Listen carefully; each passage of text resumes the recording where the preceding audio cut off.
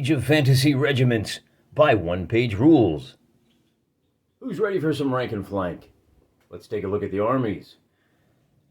The big Broman Army.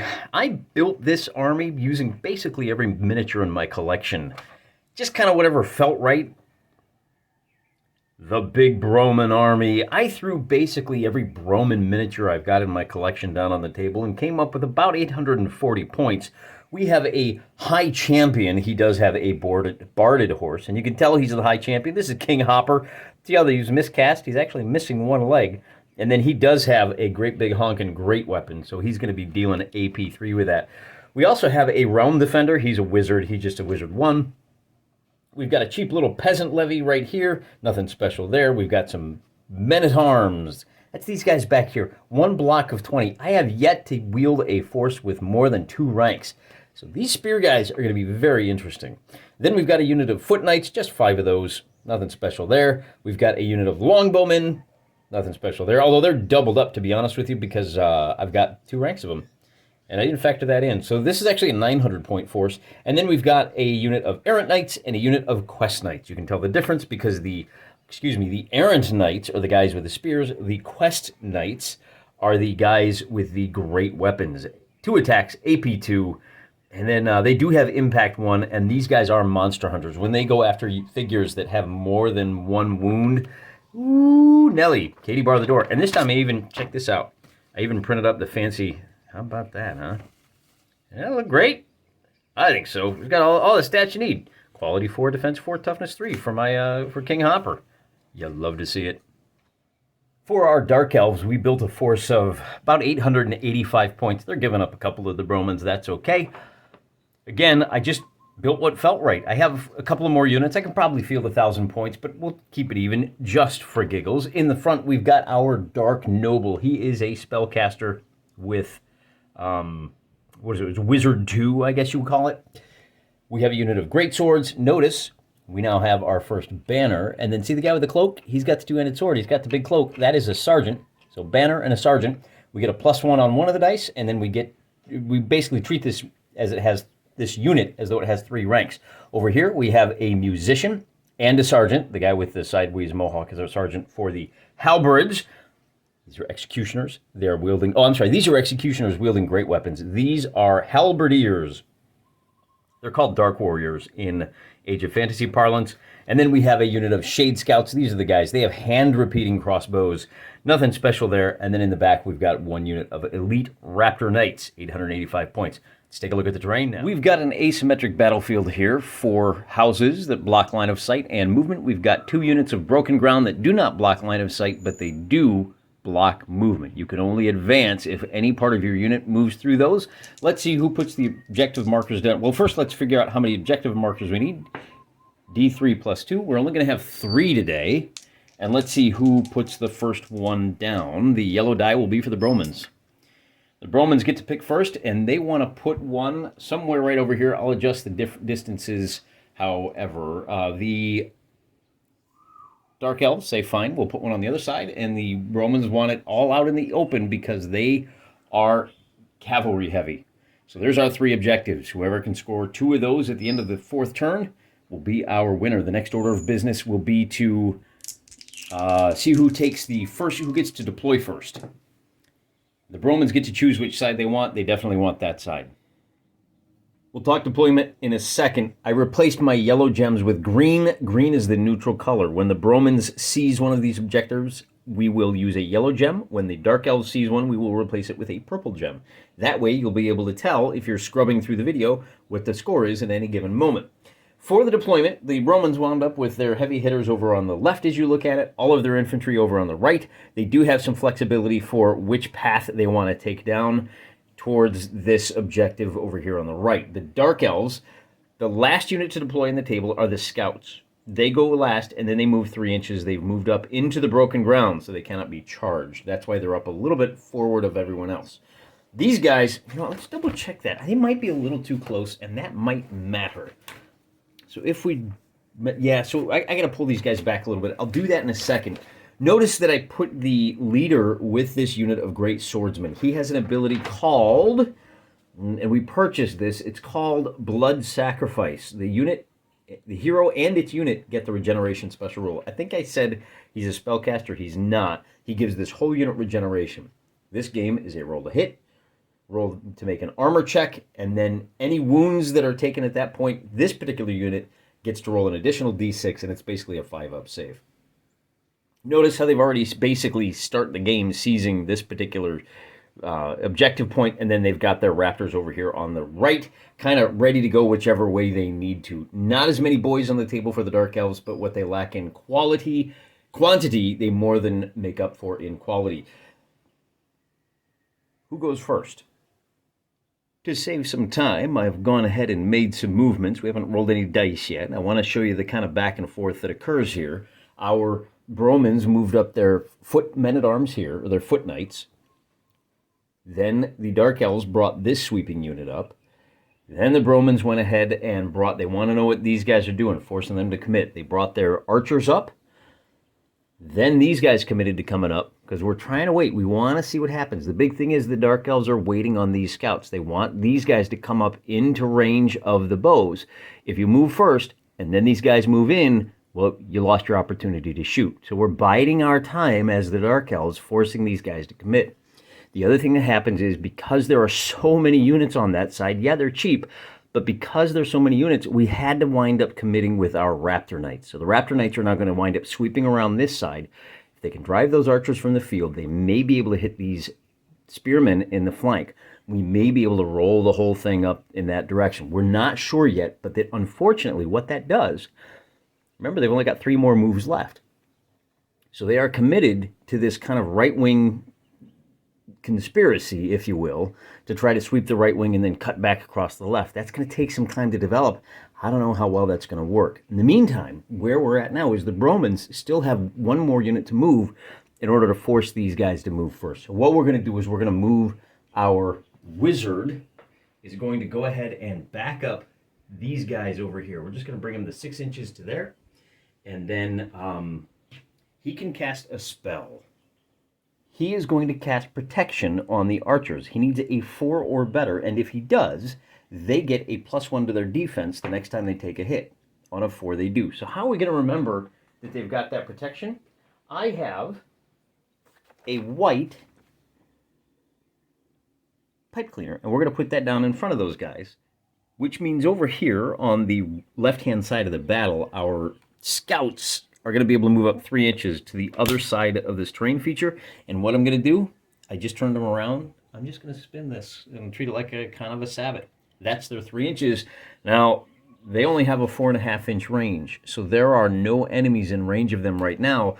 That's okay. They're going to get to shoot at anybody that enters that range next turn, as I'll show you. But remember, we still have 4 more units over here that we need to maneuver. And here's where things get fun. We are going to move him first. But before we do that, before he attacks, I'm not sure how this works because it's written a little bit odd. He has a special ability called War Duty. Once per activation, before attacking, pick a friendly unit within 6 inches of this model, which may move up to 3 inches. So maybe what we'll do, he can move a total of 7 inches, which would put him, if we bring him up to here, that's what we're going to do. We're going to bring him up to here is his 6 inches, and then he's going to use War Duty to bring these guys up an additional 3 inches to here. Now they need to maintain that 1 inch kind of boundary, but that brings them a little closer. So we'll kind of smush them over that way a little bit. Then these guys can ride, and they get to move a total of 7 inches, but they're not, because they want to stop right here. They're going to go ahead and stop right now. This guy, we're just going to cheat him back a little bit. He is actually right on the objective, and that's where we're going to stop. And likewise with these guys, we'll bring them up to within about 1 inch, like so. And then we just have one last unit to go, and that is our peasant militia over here. And I think, what do? We're just going to bring them up. We're just going to spin them a little bit. They can move a total of 6 inches. We'll just kind of bring them up this way. And that's going to be the end of turn 1. Everybody has moved. Because the Bromans were the last to activate, I'm going to double check. I think the Dark Elves get the first activation of the next turn. I was right. Dark Elves get the first activation. these guys are not going to get to shoot. The Bromans have stopped outside of their shooting range. Bear in mind, I did replace the objectives, yellow for the Bromans, and the one over here is purple because the Dark Elves own it. That being the case, why don't we're going to hold these guys here. Let's bring our Raptor Knights. We're going to rotate, and we're going to charge these archers. They are 6 inches short, except these guys are fast. They can charge a total of 8 inches. How about that? So they do run up and get stuck in, and it's not going to go well for these archers. But they have done what they needed to do. They drew the Raptors off of the 2 main points that the Bromans are hoping to secure. The big boys have an impact of 1. They do 5 hits right off the bat. They have a quality of 3. We're going to roll 10 dice. They are going to be hitting on 3s. It's 1 attack for each rider and 1 attack for each of the Raptors. Now, this is a little bit different. I'm using the army lists for the army builder. If you're using the rules as written, the published rule, I don't know how you put this. There's a PDF. If you build your force using the PDFs, these mounts have 2 attacks. The army builder says 1. I'm going to go with the army builder. They score a total of 8 hits. Am I missing a die here? 3? No, 7 plus the 5 is 12 hits altogether. The archers now have to roll 12 dice on defense to see how many survive. Normally, archers have a defense of 5, but because of the spell, they will be rolling with a defense of 4. So 12 dice, any 4s negate. And the one you can't see is a 6. So that's actually a pretty good defensive roll for them altogether. They are going to fail on, they're going to succeed on 6 of them, and they're going to fail on 6. So 6 of these guys have been ridden down and eaten by the Raptors, leaving just 4. Those 4 do get to make a counterattack, and longbowmen have a quality of 4. So we roll for the 4, and they get a total of 1, 2, 3 hits. The Raptor Knights have a defense of 4, and they make 2 of them, so they only take 1 wound. Unfortunately for them, that 1 wound is this guy. Obviously, the longbowmen have failed, so they are going to have to make a quality check, and that quality check is against, again, it's a quality of 4, and they're going to fail because they are less than half strength. They are just going to completely scupper off. Again, I think they did what they needed to, but that's going to be the end of their activation, of the Raptor Knights activation, except, oh no, it's not, because you do get to make a consolidation move, don't you? Let's see if our wizard got a little too close for comfort. They get to move 1.5 inches in any direction, and we'll go ahead and just carry through that charge up to here. That wizard is just, he's already cast, did he already cast a spell? He cast that last round. So in fact, let's go ahead and do that for the first activation for the Bromans. We're going to give him a chance to stand tall and proud and wave his, come on, stand up. Make a liar out of me, buddy. He's got a magic spell called Blast 'em. Actually, it's called Fireball. Target, we got 2 choices. We can cast Fireball, and on a 3 or better, these guys take 3 hits with AP2. Or we can cast Blood Hex. On a 5 or better, everybody has to make basically a 2-up armor save. Let's go with a high percentage. We want to eliminate as many of these guys as possible. On a 3-up, we get off that Fireball spell. Although, the Fireball spell, let's bear in mind, he does get a chance to move. He only needs to be, so he's going to fall back 1.5 inches. He wants to make sure he is still within 3 inches of those guys. He's going to force him to commit. Are you going to come at me? You got to come over here, and that's going to take them out of the battle. Or they can, if they survive, they're going to have to decide whether to come after him or the spearmen now. Either way, for now, he does get that spell off. So Fireball goes boom, boom, boom. And that is going to be 3 hits against these guys with AP2. Normally, they have a defense of 4, but because of the AP2, they're only saving on 6s. So that will do 2 more. That reduces them to half strength, and they are now going to have to make a quality check. And with a result of a 1, that's the end of the... No, you know what? They don't. Because this was a missile spell. It's melee. You have to make that quality check. So we finished with this part of the battlefield. Who's going to go next? It is the Dark Elves' turn to make a selection. And we can either hold strong here. We don't want to charge these guys, so our halberdiers have to stand tall. So we're going to take a look over here on the left-hand side of the battlefield. And honestly, this is not great. They don't have any good choices here. When you're going up against a unit with a lot of cavalry, they really do get to dictate the flow of the battle, particularly with all these little cheap units that can just burn off their movement. So we can't move these guys. We don't want to move our shooters. That leaves us with one option. We could stand here. We could just hold all day, but then we're losing out on our second victory point. So instead what we'll do is we'll just bring these guys up, and I think that's going to be it for movement for these guys. That does force our Bromans to make some choices of their own. Bit of a traffic jam over here. We need to clear it out, but I really want to burn these. I want these guys to burn their hold. So instead, I'm going to go ahead and, because we know these Raptor Knights are coming in, let's go ahead and let's see what happens here if we charge the halberdiers. Now, the halberds do not have phalanx. Are we within 6 inches? Yeah, boy, we are. We're within 4. So let's bring those guys up and take a look at this fight. It's going to be 10 dice for each side. The blue dice are for the Dark Elves. The red dice will be for the attack on the part of the Bromans. The blue dice, before we roll, let's take a look at this. The blue dice are going to be hitting on 4s. The red dice will be hitting on 5s. We'll re-roll that one. So hitting on 4s, we pull out all of the misses. And we've got a total of 6 hits for the halberdiers. And hitting on 5s, we're going to pull out everything that's not a 5, and only 3 hits for the spearmen. That means the halberdiers are going to be making their defense save on a 5 or better. And they make one of them, so we lose 2 halberdiers. And we need to keep track of all these wounds now. This becomes important. I checked the tape. We've got 2 dice that only save on a 6, and 4 dice that save on a 5 or a 6.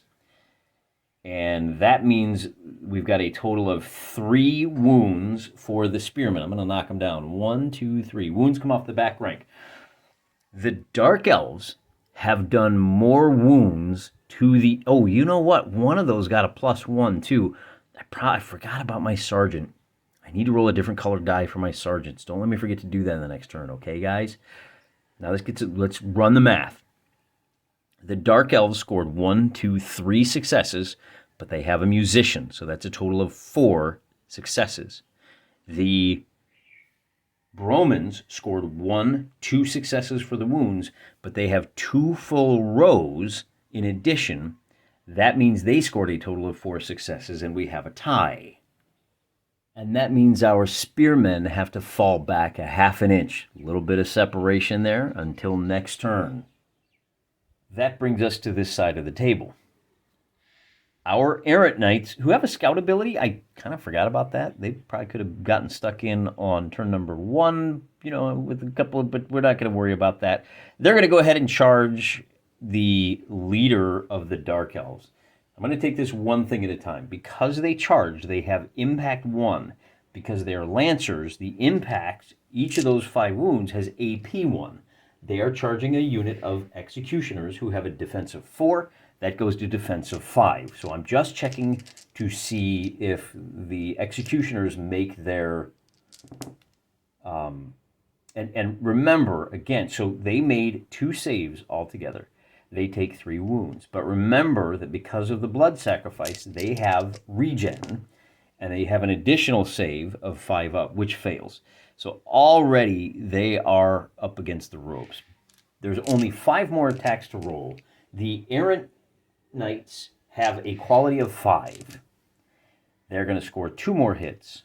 These are not AP1. These will go up against a defensive 4. And there's just 1 hit there, and that is a regen, which fails as well. So the executioners here have suffered a total of 4 hits, but now they have a chance to get back at their own. We have a Dark Noble who gets to roll 3 attacks at AP3. He's got more of a melee-geared fighting style, I guess you could say. And then we have an additional 6 attacks for the executioners with their great weapons at a quality of 3. So these, everybody's hitting on 3s for this one. And we'll call that a 4 and a 4. So our Dark Noble scores 3 hits with AP 3. We've got 3 misses over there, and we've got 3 hits with just straight up, well, those are great weapons. They have AP 2. In other words, our Knight Errants have to make 3 wound checks, and they have a defense of 5. But because of, well, that goes up to 6 because of the AP. So they're only saving on 6s. They get 1 there. And then again, these great weapons have AP 2, which means they're only saving on 6s. So they got a total, that was a 6. They got a total of 2 saves altogether. They're going to lose 4 of their boys. Note that, and we'll leave that center guy in position. Note that, so here's our bodies. Note that the Dark Elves have a banner, which means they are counted as doing 1 additional wound. That means they have won this melee, even though it's even number. The Knight Errant there has to make his morale check. With a result of a 6, he does make it, so he is now wavering. That means nothing happens, except he has to fall back 1 inch. And, man, he's right in the way. You know, that being the case, we'll go ahead. Well, we left him in the middle. If we were smart, we would have peeled him off from this side so that he would fall back 1 inch here, and there would still be plenty of room. Well, he can't get within 1 inch of these guys, can he? Be that as it may, this is where we are at the end of that activation. Who do we activate next becomes the question. And we're going to activate our boss man is going to advance. Now, he can move a total of 4 inches, 7 inches. Let me think about this. Normally, he can move 4 inches if he's just going to advance, and that's what he's going to do. He's going to move 3 inches this way, and then he's going to turn to face this direction. So he's getting ready now to charge this unit in the flank on the next turn.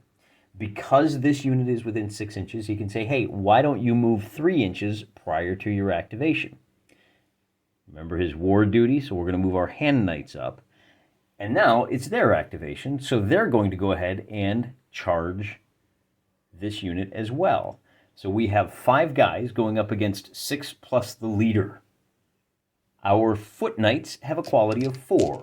They get the first attack, and they score a total of 2 successes against a unit that has a defense of 5 and a regen of on a 5 or a 6. So they do 1 more wound to those guys, who then get to counterattack with 5 attacks for the great weapons. That's a quality of 5. They will be scoring 2 hits. And then we have a leader with a quality of, the executioners have a quality of 3. The leader also has a quality of 3. He gets 3 attacks, and he's going to score a total of 6. And once again, we have to pay attention here. Our men-at-arms have a defense. No, our foot knights have a defense of 4, except they're only saving on 6s here, and they get none. And then they're only saving on 5s and 6s here, and they get 1. But it doesn't matter because they lose a total of 5 guys. So that 1 suicidal attack only managed to do 1 wound. Not great, guys. Not great. I was hoping for a little bit better out of you guys out there. That regen is tough, man. That's why we're throwing everything we've got at these guys. Then the next thing we're going to do, we've got 2 more actions left to go, and I think the smart play here is let's bring our... We're going to bring these boys up this 6 inches to here. Are they within 4.5? We're going to leave them back. Yeah, I pre-measured. What are you going to do about it? We're going to leave them right here. Actually, we'll kind of stop them right there. I like that. Because that way they're claiming this point. They need to be driven off if the Dark Elves want to take it. And I think we're done for the turn. We could bring these guys up if we wanted to, but I don't think we do. I think we hold them there for next turn. They are going to be commanding this area of the battlefield. Let's see what happens when our leader gets stuck in there. And we're going to call it the end of round 2. Nothing changes hands. This victory point, this objective is within a half an inch of a couple of different units on either side, so we're done. Once again, the Dark Elves do get to go first, and we might as well. Do we want to go ahead and use these guys? Or do we charge with these guys? This surviving knight errant really complicates things. That morale check for this guy, I think, determined the fate of this battle. If he's not here, yeah, you get one more attack out of here, but now it really ties the hands of the Dark Elves, because this power unit, and come to think of it, in that second attack by the men-at-arms, these guys were exhausted. They should only be hitting on 5s. That is a very important rule. I'm half inclined to reset the clock and see how it plays out with that. But I'm not going to do that because we're still learning the game. This is only our third game. But moving forward, when you've got a situation that's this complicated, the game really takes on some hidden intricacies, doesn't it? Do we want to fire these guys at this Knight Errant to clear the ground? But that clears the ground for these guys to charge. Do we want this Knight Errant to get a free attack? So what I'm going to do is I'm going to punt.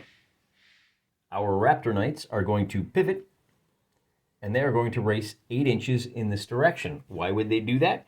Because now they threaten the objective marker that's over there. Our wizard is going to have to chase them down. That does give up a little bit of initiative to these guys, but it does kind of pin these units over here for turn number 4.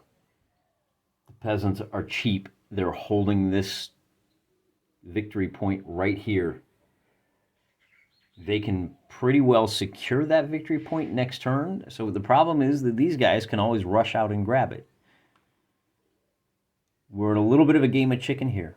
These knights are keeping these scouts from claiming that objective. That being the case, let's go ahead and hit this leader unit in the side with our leader first. Our leader charges in, our high champion. He is a fast, fearless hero leader, tough 3. Oh, you know what? He's got his war duty, though. Ooh, that's a great point. Well, there's no one that can move. Oh, no, yeah, that is a great point. We can actually clear this guy out of there. Hey, before I make my attack, why don't you move 3 inches in any direction? And we will, so he was facing this way. We're going to bring him around this way. And that clears up some space. Then we do our attack. We've got 3 attacks at quality 4 for our high champion. He does have impact 1, so that's already 1 attack. And then we've got 3 more chances with a quality of 4. So that's a total of 2 hits. With an AP of 3, they're only going to be saving on 6s. They fail both of those, but they do have regen, which is unaffected, and 2 more of those guys go down. Now that does, because they took wounds in melee, they are going to have to make a morale check.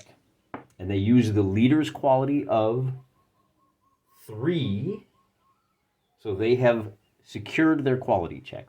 But, so that forces him to fade back the 1 inch in that direction. And all right, we're going to charge the peasants. We need to clear some space. We're going to rush on up there. They are within 6 inches, and I know that kind of gives up the ghost here, but what else are you going to do?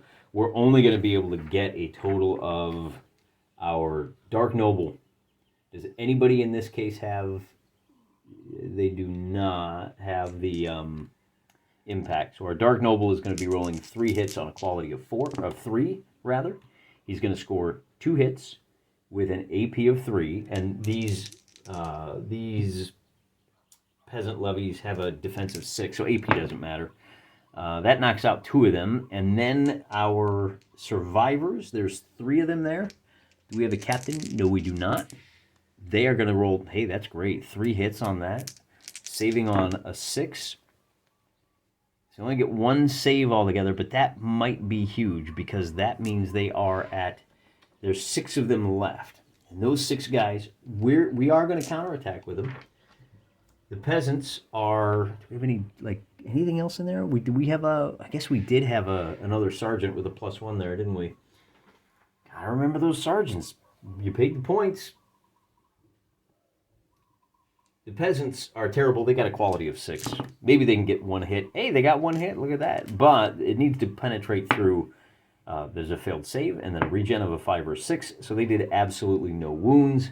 They have to make a morale check or they are wavering. They have failed. And this is what I was talking about. They failed their check, but the good news for them is because there's more than half of them, they are merely wavering. They have earned the red gem of shame. Because they were not wiped out, our leader unit has to fade back, and now they're only going to be hitting on 6s. Who has not gone yet? Remember, this is turn 3. That was their move. Now our knights can finally swoop in, but I don't know if we necessarily want to. We're going to resolve the big melee downtown first. Before we do, the Bromans have one other option, and they are going to exercise it. Our wizard is going to move 3 inches. That puts him within 6 inches of the spear unit, and he is going to cast his protection spell on a 4 or better. He's a wizard 1 after all, and he fails. But because he waited, these guys now have to say, well, I guess we'll hold. They don't want to charge. Well, what does Phalanx do? That's the real question here. Phalanx, the spears, have a special ability. Enemies charging units where all models don't count as having charged, and they must make a dangerous terrain test before attacking. Only roll up to as many. Right, so these guys, if they charge, they have to make a dangerous terrain check. So they're simply going to hold, and they're going to wait for the spears to lunge at them. Now, I'm only going to move the front rank up because there's a very good chance that we have a repeat of what happened last time. The chance is not great because, of course, we're rolling fewer dice, aren't we? The spearmen have a quality of 5. They are going to get a total of 5 hits. Not bad. Then that is against the Dark Warriors, who have a defense of... Are those Dark Warriors or Executioners? Those are Dark Warriors. They have a defense of 5. They're going to score a total of 1 save, which will knock out 1, 2, 3, 4, and that puts them at less than 50%. The 4 that are remaining now, we remembered this time, we have a general, or a sergeant, I should say. So we do have 4 attacks left to go, with one of them at +1. Obviously, the blue die is at +1. 1 + 1 is still not enough. The quality for these guys is 4. They score no hits. They have to make a morale check. And with a 4, they have a quality of 4, so they succeed, which forces the spearmen to back up again. Which brings us back to this little conundrum. The Dark Elves are going to advance out of... And we got to check our measurements really well here. Because we're going to pivot this way, and this guy is going to move like so, the 3 inches to here. And that's going to leave these guys looking a little something like this. Now, because they only moved the 3 inches, their flank... I don't know if these guys are protecting their flank at all. We'll talk about that in a second. Because they moved the 3 inches, they do get to roll a 10-die attack on... Well, let's see, at 4.5 inches... The only guy in range is this knight errant. So they're going to drive him. If they can drive him off, they can secure this objective point. If they can hold on to it next turn, then they'll eke out a victory. The scouts there, the shade scouts, those handbows are rending. They score 2 rending hits against that guy. They have a quality of 3. Wow, these guys are really good, man. They rolled phenomenally well. So these have an AP of 1. Is it? No, you know what? They've got 2 attacks. Wow, why do I have so many of these guys? These guys should have shot up this unit. Well, it's too late now. This guy has to make a whole bunch of saves, and he's not going to make any of them. He is going to be out of the fight. Because that was shooting, we're done there. Then the last thing that we'll do is we'll bring... Now, he already moved, didn't he? Yep, he did his attack. These guys are going to have to charge this unit. They're going to have to move straight up, and we're going to put them a little something like this. We're going to cheat these guys over, because that's how you do in a tight confines like this. And unfortunately for them, these are the no, he's not realm defenders. What is this guy? He is a quest knight. They have a quality of 4. They do have impact 1 and attack 2. So in addition to the first 5 hits at AP 2, they have a chance of quality of 4. We're rolling a total of 10 dice. And we'll pull off any misses. And that means, well, we're actually going to add 2 more for the impact. So these are all of our saves that this leader unit has to succeed at. He is, and these are all going to be at AP2. With a defense of, ooh, that's no good. That is no good at all. With a defense of, they're using the heavy armor boys. Those executioners have a defense of 4, but because of the AP2, they're only saving on 6. So they're only going to get a total of 3 of those saved. All of these are now regens. We have to save on a 5 or a 6. We're going to score a couple of more saves out of that, but with 1, 2, 3, 4, 5, 6, 7, that's 1, 2, 3, and then he has 3 wounds altogether. They are done for. And then our knight errants are going to be able to close up to within 1 inch of the shooters, and that, I think, is the end of the game. Has everybody gone? Indeed, they have. Our shooters are within 1.5 inches of the objective. It becomes Dark Elf territory. Because the Dark Elves finished their activation first last turn, they have the option of going first, and they're going to take it. These guys are going to pivot 90 degrees, and then they're going to open fire on these knights who are a little too close for comfort. I might have cheated a little bit on the movement there, but whatever. I didn't realize those hand crossbows are short range, but that's a total of 20 attacks. This is their only attack for the turn. These attacks are all rending. Any 6s count as AP tons. The guys they're shooting at, these quest knights, have a defense of 4. Any 6s can only be saved on a 6.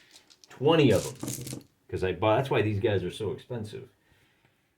All right, so let's pull out the 6s. We got a total of 1, 2, 3 6s. And then we pull out any misses. And there's quite a few of them, actually. But I don't think there's enough of them. I think they're just going to pincushion these old boys. Now, these are only going to be, well, AP2. You know, the rending or not doesn't make a difference with these guys, does it? Because they're only saving on 6s. These quest knights, they're going to need a lot of 6s out of this roll. And they don't get enough. That just completely blasts them off the table.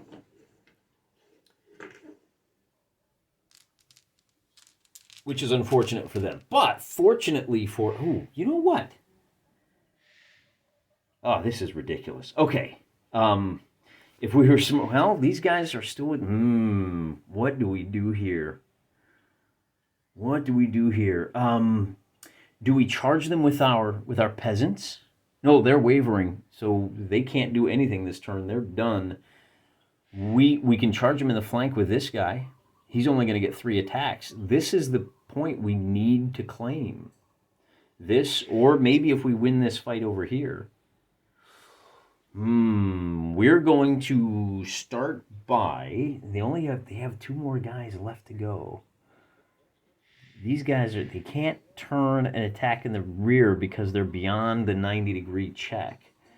We could turn them, well, and it's not their turn. It's the Broman's turn, isn't it? I think you need to, boy, maybe if we were smart, we would have run this guy around the backside here, huh? But it's too late now. I think we're committed. I think we're going to have to bring, yeah, I think we're going to bring him... Yes, he's not going to get close enough. We're going to bring him 3 inches up to here, and he's going to try that protection spell. And with a 3, he's going to fail. That protection spell needs a 4 or better. Then it becomes the Raptor's turn, and they can pivot and move a total of 8 inches, which will put them to right here. They are not within 1.5 inches of that objective, so that little ploy did not work out well at all. then we can say, yeah, let's go ahead and remove our wavering. I mean, it doesn't really, we all know what's going to happen here. Then these guys hold because they don't want to risk it for the biscuit, as my daughter taught me. So our spearmen will now charge in, and if they can drive these dark warriors from the field, they'll be able to move up and claim this point here. That may be what it comes down to. They are going to be rolling a total of 10 attacks. The dark warriors, well, let's roll the 10 first, shall we? It's going to be a total of 10 attacks. The spearmen are men's arms. They are hitting on 5s altogether. They each get 1 attack. So looking for 5s, they're going to get, this is a pretty good roll, I think. They get 6 of them altogether, forcing 6 saves out of the Render boys, the halberdiers, who have a defense of 5. They are dark warriors after all. They're going to score 2, and that's going to mean 4 hits, and that will drive them from the field. And yeah, I think that might be the game, because our spearmen are going to move up the 1.5 inches, and they're going to claim this victory point. And, well, let's play it out, because we're not quite done with the turn yet, are we? This guy can charge up to here, and he's going to get 3 attacks on these guys. So our leader is able to do, well, he's able to hit once. With a defense roll of 3, he only kills 1 guy. But it's not really going to matter. They are going to return, they don't get to return attack, because he hit them in the flank. They have to make a morale check. And yeah, it does matter, but they succeed. So he drives back 1.5 inches, or that 1/2 inch. And you know what? That's going to be the end of the game. We'll bring our spearmen up. And at the end of the turn, the Bromans, well, this becomes a contested objective. And this one over here is now in control of the Bromans. And finally, our Dark Elves have met their match. It is the men who march behind the banner of Christ. See, I even have a little cross on there. Our bright crusade has put the Dark Elves to shame this one time. Kind of an interesting game. A lot more maneuvering, a lot more guys kind of sweeping around. I like playing with a lot more cavalry. I think the fact that we've got some balanced forces with a little bit of cavalry and a little bit of infantry really changes the nature of the game. The goblins are going to struggle at this game, because all that cavalry with no infantry backup, it doesn't go well for them, does it? I gotta think about this game some more. This was a lot of fun. Much more balanced. You know, it's a bigger game than last time, too. We've bumped up from about 650 to 900 points. 50% bigger than it was before. And, it's more than 100% more fun. So bear that in mind as well. I think the game probably does start to shine when you get up into the 1,000-point range. But we're done today. Till next time, I'm praying for you.